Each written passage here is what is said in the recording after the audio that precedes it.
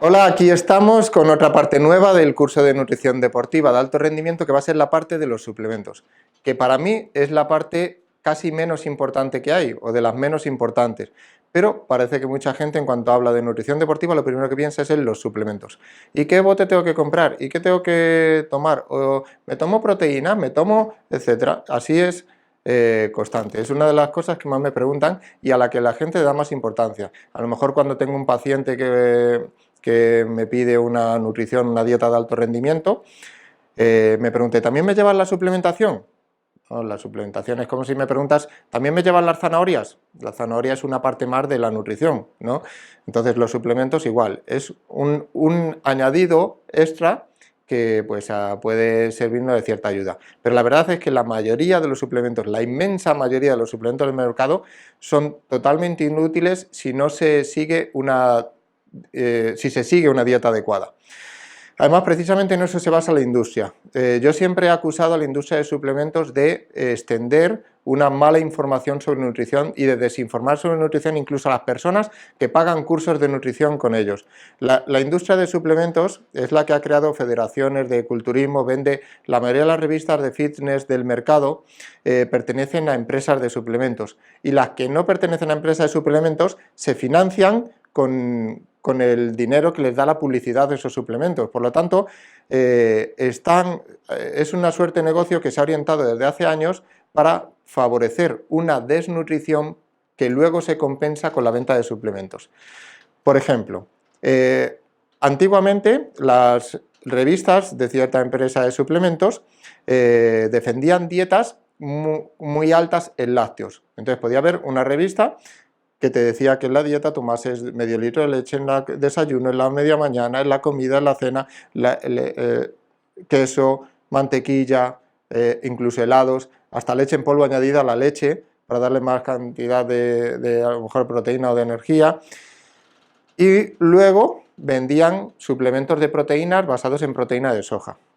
Y luego resulta que cuando se empiezan a comercializar las proteínas de leche, proteínas de suero de leche o caseína de leche, esas mismas revistas te dicen que no tomes leche porque la leche es tal y es cual, y que tomes sus suplementos de proteína de leche, ¿no? Pero luego resulta que se encuentran muchos más suplementos que están obtenidos la mayoría de la leche, BCA o aminoácidos ramificados obtenidos de la leche, glutaminas obtenidas de la leche, precursores del óxido nítrico basados en arginina obtenidos de la leche, y así todos los suplementos de proteínas y demás. Entonces, ¿me estás diciendo que en la dieta no tome leche y me estás diciendo que tome suplementos que se sacan de la leche, pero les cambias el nombre, le dices proteína de suero, proteína whey, ¿no? Whey, que en realidad es proteína de leche, o caseína, que en realidad es proteína de leche, pero le cambias el nombre para que no se entere la gente que le estás diciendo que no tome leche y le estás vendiendo leche, ¿no?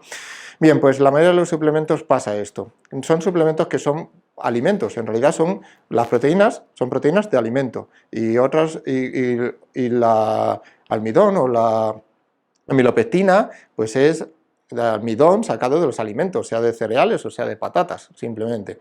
Entonces, lo que te están vendiendo es alimentos concentrados, etcétera.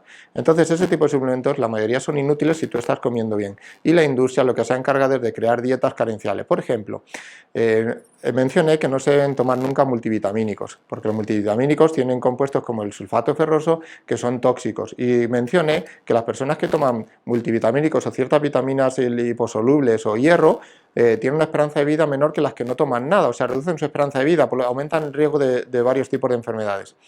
Entonces, en estas revistas se mandan dietas deportivas o de rendimiento, que son el antirrendimiento en realidad. Veréis según lo que estamos viendo, como no tiene nada que ver una dieta de alto rendimiento con lo que se está vendiendo como dietas para deportistas. Y se ven dietas que están basadas pues en arroz blanco, pollo, claras de huevo, pero si es que el pollo es el alimento que menos hierro tiene de todos los animales. El pollo tiene 4 veces menos hierro que la carne roja, por ejemplo, y tiene incluso a lo mejor 12 o 15 veces menos hierro que algunos moluscos. El contenido en zinc es mucho más bajo que el de la carne roja, por ejemplo, el de moluscos o crustáceos. el contenido en yodo es también más bajo. Entonces resulta que estamos tomando es la carne que digamos que tiene menos nutrientes y la que tiene básicamente proteína y agua. ¿Para qué? Para luego venderte los multivitamínicos y otros suplementos fortificados con vitaminas y minerales, etc. Te están diciendo que tomes arroz blanco porque el arroz blanco, al no ser integral y como hemos visto que el germen tiene la mayoría de los nutrientes, el arroz blanco es solo almidón, puro almidón. Con lo cual luego te venden los suplementos que crean o resuelven las carencias, como por ejemplo el gamma orizanol, que es un suplemento que se popularizó mucho en el fitness hace a lo mejor 15 años o 20 años, pero el gamma orizanol se encuentra en el arroz integral, no en el arroz blanco, y se vendía luego como suplemento. Y las claras de huevo, que tienen solo proteína y agua, y el sodio y potasio son los dos únicos minerales que contienen. Pero todos los demás nutrientes se contienen en la yema, están contenidos en la yema. El hierro, hay 30 veces más hierro en la yema que en la clara. El zinc, los ácidos grasos, tanto esenciales como los omega 3, la vitamina D, la vitamina tipo retinol, todo esto se encuentra en la yema. Y entonces, ¿qué te dicen? Tomar claras, tomar pollo, pechugas de pollo, tomar arroz blanco y todo el día. A veces una dieta elaborada por alguien, un supuesto entrenador deportivo que se ha formado en una federación que creó una industria de suplementos, que se ha encargado también de crear cursos para formar a supuestos entrenadores, preparadores, que lo único que hacen es lo mismo que viene en las revistas, y le pueden cobrar a una persona 200 euros por hacerle una dieta en la que le ponen desayuno con claras de huevo y avena, arroz con pollo de media mañana, arroz con pollo de comida, arroz con pollo de merienda, arroz con pollo de cena. 200 euros, ¿no? Bueno, pues esto es el negocio de la industria de suplementos y ahora pues yo lo voy a desmontar. He recibido muchos enemigos por esto, pero como yo tengo muchísimos pacientes y trabajo mucho y no necesito que vender suplementos o publicitar suplementos, pues precisamente al no tener ninguna dependencia de ellos, pues no estoy haciendo campañas en las redes, etcétera, sobre la mayoría de las marcas de suplementos que, pues como digo, pues están engañándonos, haciéndonos alimentarnos peor y dándonos suplementos que lo único que llevan es comida, pero a un precio muchísimo superior. Voy a hablar por ejemplo, de la proteína en polvo, un suplemento que está extendidísimo, factura miles de millones. Bien, factura hasta tal punto de dinero que la industria la segunda compañía mundial, no recuerdo el nombre, la segunda compañía mundial de productos lácteos, o sea, de central lechera, decía que la industria de suplementos era su principal cliente. Fíjate, la industria de suplementos que es la que dice que no tomes leche. Bueno, porque si miramos bien, la proteína de suero es una proteína que es la parte soluble de la leche. Tanto en humanos como en vacas, la leche materna humana y la leche de vaca contienen aproximadamente 6,5 gramos de proteína de suero por litro. Si nosotros queremos obtener 1 kilo de proteína de suero, necesitamos 150 litros de leche, más de 150. Bien, si esta proteína se vende al 90%, que es un porcentaje habitual, necesitamos más de 130 litros de leche. Eso, aunque sea un coste mínimo comprado en una central lechera al por mayor, pues por lo menos supondrán más de 30 y pico céntimos por litro. Estamos hablando que necesitamos 40 o 50 euros para obtener la leche que se necesita para obtener 1 kilo de proteína de suero al 90%.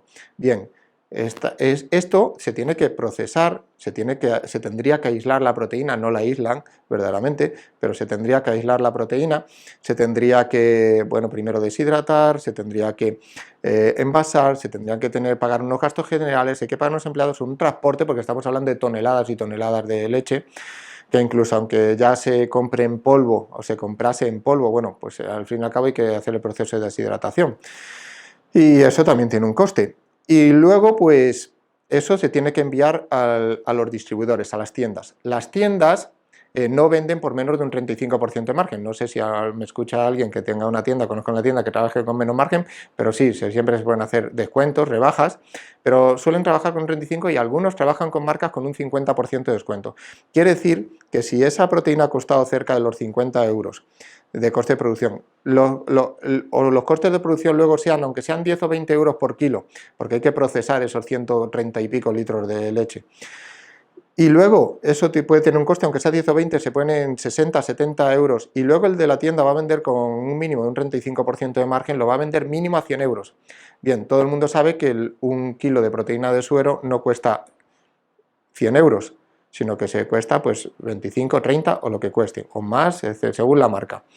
Y por tanto, vamos a ver qué pasa, que es verdad, ¿cómo se puede vender algo que supuestamente vale más? Se puede decir, bueno, es que otros sustratos de la leche pues también se venden, etcétera, bueno, puede ser. Pero vamos a ir a ver la verdad, los análisis que se han hecho sobre distintas proteínas de la leche. Yo he visto hasta ahora muchos, he conocido a personas que han llevado a analizar distintas proteínas, incluso yo reto a la gente que me dice, no, pero yo compro una marca que es muy buena, porque es muy cara o porque tiene mucho prestigio, porque la conoce hasta Pepito de Valdepeñas, ¿no? Entonces, conozco a gente que ha ido a analizarlo y lo ha llevado a un laboratorio. Por ejemplo, un buen amigo mío, que además fue campeón del mundo de culturismo, llevó una proteína a un laboratorio, 2 marcas, para ver cuál era mejor. Su idea era, entre las 2 marcas que él consideraba mejores del mercado o buenas del mercado, las llevó a un laboratorio. Entonces, una de estas proteínas creo que dio un porcentaje del 40 y pico %, y la otra dio un porcentaje del 56%. O sea, estamos hablando que la que él consideraba mejores proteínas no llegaban al 60% y eran proteínas que se vendían al 90%, que supuestamente tienen a lo mejor 2 o 3 gramos de carbohidratos. Entonces, ¿de dónde está qué es el resto? Después de ese 50 y 40 y pico %, la otra mitad de qué es, básicamente son carbohidratos. Porque ¿qué es lo que están metiendo las proteínas? Están metiendo leche en polvo con almidón o azúcares. Simplemente eso, con el tipo, puede ser maltodextrina o puede ser almidón o amilopectina o puede ser simplemente azúcar. Y se está vendiendo como libre de carbohidratos, sin azúcar. Bien, vamos a mirar para decir, no, pero hay otras marcas que sí. Hubo un programa en España, que es Equipo de Investigación, todo el mundo lo puede ver en internet porque está en internet, sobre la industria de los suplementos. En este programa llevaron varias marcas, algunas conocidas, y llevaron los botes a distintos laboratorios para analizar. Hubo una proteína que se vendía como proteína al 90%, que tenía solo un 17%, un 16, 17% de proteína. O sea, estamos hablando de una sexta parte solamente cuando se vendía como una proteína casi pura. O sea que, ¿de qué era el otro 83%? Básicamente carbohidratos, la lactosa de la leche, porque lo que te están metiendo es simplemente leche y polvo y no están aislando la proteína. Y analizaron varias proteínas. La proteína que más porcentaje dio, todo el mundo puede ver este programa, dio un 56%, la que más. Y hay otro programa, no recuerdo el nombre, que también hizo algo parecido, también analizó varias proteínas y todavía no he conocido una marca que jamás haya alcanzado el 60%. Tengo otro caso, yo llevaba unos pacientes que eran entrenadores personales que querían comercializar una proteína muy cara procedente de Estados Unidos que se vendía como una proteína que era procedente de vacas que se criaban con pasto natural. Esto es una tontería, yo se lo dije, porque el código de las proteínas viene codificado en el ADN de la vaca y el ADN es el mismo coma lo que coma y eso pues se expresa en un ARN mensajero al cual pues genera una proteína con una fórmula idéntica. O sea que las proteínas de la leche de vaca serán las mismas, solamente tendrán la misma composición, la misma fórmula, sea una vaca que come pastos o una vaca que come piensos, o una vaca que come mal, o que come divino. Entonces, lo que afecta mucho en la alimentación de la vaca es sobre todo a los ácidos grasos. Por ejemplo, una vaca que alimentada con pastos tiene más omega 3 en su leche que una vaca alimentada con piensos. Así que bueno, pero no importan las proteínas. Pero el caso es que pues, pensaban que podía ser de una calidad superior y esta pues, garantizaba que era de vacas procedentes de vacas alimentadas con pasto y que por lo tanto serían mejor las proteínas y esto tenía un precio más caro. De hecho, la leche de las vacas alimentadas con pasto o lo que es la leche ecológica, pues tiene siempre un precio mayor. Bueno, pues que la de alta producción. Bueno, pues antes de comercializar esa proteína, lo llevaron al laboratorio para ver si verdaderamente era buena. ¿Qué porcentaje de esta proteína? Lo de siempre, un 56%. No sé por qué será ese porcentaje, pero supongo que es el porcentaje que tiene la leche en polvo, quizás. Así que, bueno, pues las proteínas, primero, no son útiles porque son comida y lo vamos a obtener a la comida, porque por ejemplo las proteínas de leche están en la leche y la leche tiene distintos componentes que trabajan en sinergia. Por ejemplo, se ha comprobado que cuando hablé de la insulina, que la leche era la proteína que tenía el mayor índice insulínico y que la proteína se sintetiza mejor o necesita de insulina para introducir los aminoácidos en la célula. Bien, pues si si tenemos que la proteína de leche es buena, sobre todo la proteína de suero, porque eleva la insulina y por lo tanto ejerce un efecto anabólico mayor, también se ha comprobado que este índice insulínico es mayor en presencia de lactosa, o sea, la proteína de la leche con el azúcar de la leche es más anabólico que la proteína sola. Y esto también influye también, por ejemplo, en la hormona de crecimiento. He hablado que la hormona de crecimiento se eleva por la noche y que un consumo alto de proteínas antes de la noche, antes de acostarse, produce una mayor emisión de hormona de crecimiento. Pues se ha comprobado que la leche entera, o sea, la que tiene todo, la parte de la leche, eleva la hormona de crecimiento más que, por ejemplo, la desnatada y más que la proteína sola. Si es que consigue alguien proteína sola, porque como os digo son todas falsas, pero bueno, lo que supuestamente se vende como proteína en los botes. Así que, bueno, pues lo que tenemos es que vamos a utilizar alimentos principalmente, y cuando vamos a usar suplementos que verdaderamente sean útiles. Por ejemplo, pues vamos a hablar de la creatina, un suplemento que está muy demostrado su utilidad. La mayoría de los estudios han dado muy buenos resultados en el rendimiento y para mí es el suplemento estrella, el que uso con todos deportistas tanto de fuerza como de resistencia, aeróbicos, porque al principio se usaba solo para deportes de fuerza, por el incremento de la fuerza y la masa muscular, pero veremos que también tiene su utilidad en la resistencia, o los atletas de resistencia, porque al fin y al cabo la resistencia es una prolongación de la fuerza en el tiempo. Y vamos a ver también cómo es útil pues la carnitina, pero no para lo que todo el mundo piensa, ya os vais a sorprender. Vamos a ver también pues la utilidad del magnesio, la utilidad de la betalanina o la utilidad o posible utilidad del HMB, otro suplemento que tampoco está claro, pero que parece que hay estudios que mezclándolo con otros suplementos dan un cierto resultado positivo. Y vamos a ver cómo la mayoría de los suplementos que más se venden o que más populares son y que mis pacientes cuando llegan a mi consulta me dicen que están tomándolos, luego resulta que son inútiles. Por ejemplo, los aminoácidos ramificados o los BCA. En una persona que tenga un déficit, como hace la industria de suplementos, crean un déficit con la dieta de aminoácidos ramificados, porque esto se encuentra, por ejemplo, mucho en las proteínas lácteas, por lo tanto, si quitas la leche vas a disminuir los aminoácidos ramificados, pues a lo mejor puede ser útil. ¿Por qué es útil? Porque les tienes una carencia y estás resolviendo esa carencia, pero yo no hago dietas para crear carencias a nadie, yo hago dietas para que rindan al máximo, para conseguir la mejor nutrición del atleta. Entonces, los estudios que he visto en los que atletas bien alimentados tomaban BCA, y he visto estudios, o he estado repasando estudios hechos con atletas aeróbicos y atletas anaeróbicos, o sea, deportes por ejemplo como el remo o ciclistas o de otros distintos deportes, no solo el gimnasio.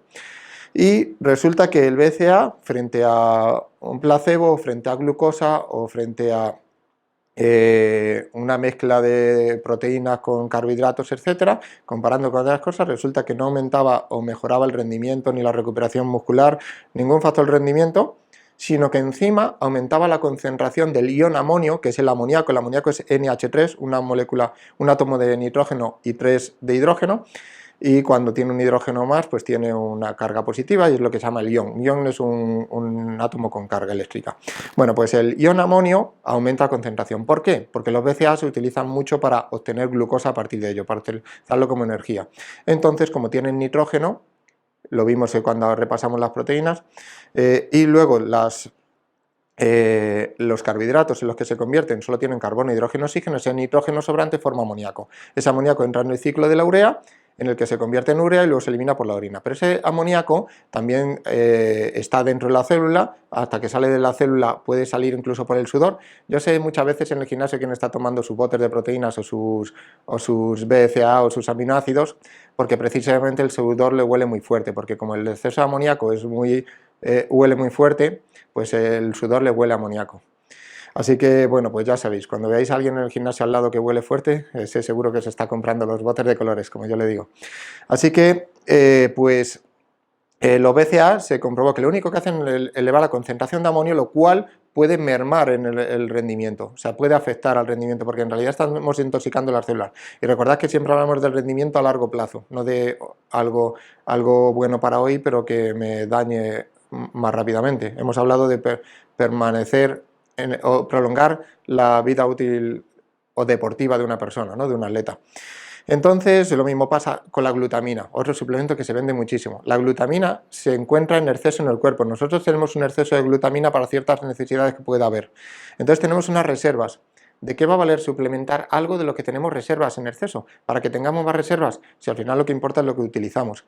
Entonces, en los estudios ha demostrado que la glutamina, aunque digan, porque yo siempre me dice mucha gente, no, pero hay estudios que dicen que esto mejora el rendimiento mucho, no sé qué, y luego miras esos estudios son supuestamente los estudios que ha hecho la empresa que los fabrica y los vende, ¿no? Que a lo mejor ni existen, porque a lo mejor ni se presenta el estudio, solo dice, hemos hecho un estudio que muestra que las personas que toman glutamina durante 2 meses aumentaban su masa muscular en 2 kilos de media en 30 días.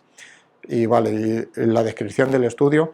Entonces, incluso aunque tengamos la descripción del estudio, está realizado por la empresa que lo fabrica y lo vende, pero luego estudios independientes por universidades independientes, pues no dan nada, porque todos los estudios que he visto sobre la glutamina muestran que no valen para nada porque, o sea, no dan ninguna mejora en el rendimiento, ni en la masa muscular, ni en la resistencia, ni en la fuerza, porque lo tenemos ya en exceso. Entonces, ¿de qué nos vale tener un exceso de 10 o un exceso de 20? ¿No? De hecho, en un estudio comparado con distintos aminoácidos había una aportación de otros aminoácidos que se mostraba que intervenían más en la síntesis proteica, por ejemplo, o en el anabolismo proteico, que por ejemplo estos. Y bueno, pues sí, hay casos en los que nosotros podemos necesitar mucha glutamina y sí es útil la suplementación. Por ejemplo, en grandes quemados, personas que sufren graves quemaduras, se les administra este suplemento para recuperarse de esas heridas. También en grandes infecciones, una persona con septicemia, una persona que tenga una infección grande, también puede necesitar más glutamina y se usa de hecho en los hospitales precisamente para esas personas, pero en un deportista de alto rendimiento, nada. Y luego pues hay más suplementos también que se venden mucho, como los precursores del óxido nítrico. Hay gente que dice, pues yo me tomo el precursor y me noto que entreno mejor. Muchas veces están mezclados con distintas cosas. La mayoría de los precursores nítricos llevan cafeína. La cafeína sí es un suplemento útil, pero es que la cafeína es precisamente una de los agentes que eleva el cortisol, que es una hormona catabólica. Entonces, la cafeína, vamos a hablar de ello y veremos cómo es un suplemento que es importante para el rendimiento, pero solo lo utilizo en competiciones, nunca en entrenamientos. Y ya veréis por qué. Una parte, por ejemplo, es esta. Otra que, bueno, le explicaré en el momento que haga un vídeo sobre el tema de la cafeína. Y bueno, pues otro suplemento, bueno, precursores nítricos, vamos a hablar un poco sobre ello. Pues estos supuestamente hacen que se eleve más el óxido nítrico. Lo mismo, porque llevan normalmente arginina, que es un sustrato con el que se fabrica el óxido nítrico. También los nitratos, por ejemplo. Entonces, que el nitrato sí es útil como suplemento, lo malo es las fuentes que los usan, porque lo suelen usar procedente de remolacha que tiene muchos oxalatos. Entonces sí, vale, eleva el rendimiento en resistencia, pero aumenta el riesgo de tener un daño en las articulaciones o el riñón. Así que, bueno, pues el óxido nítrico lo que pasa es que se produce como un vasodilatador, pero se produce cuando es necesario que se produzca, no porque tome un precursor como por ejemplo la melatonina. La melanina.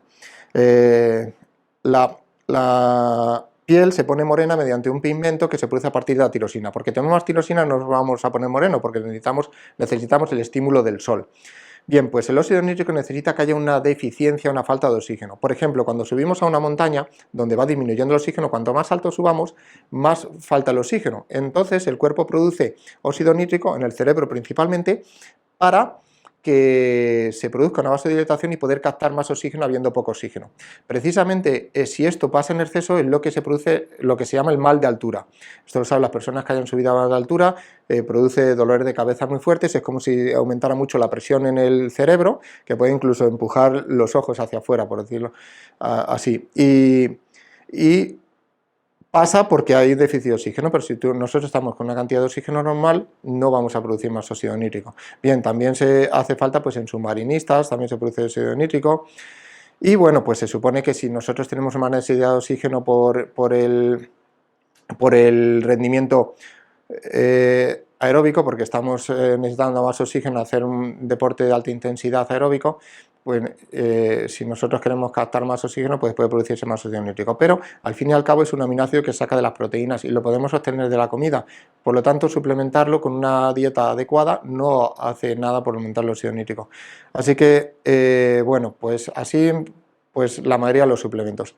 Lo que voy a hacer es hacer una explicación de suplemento por suplemento, que es útil, ya digamos que los que no son útiles, Y lo que vamos a hacer es, lo que voy a recomendar siempre, es comer bien, seguir una dieta de alto rendimiento y no tener que hacer una dieta mediocre o carencial que necesite de suplementos que lo único que hacen es suplir las carencias que faltan en los alimentos. Vamos a hacer, lo que yo voy a defender siempre es el uso de suplementos que sean útiles aparte de la alimentación, porque no se pueden conseguir la alimentación de la forma óptima para conseguir el máximo rendimiento.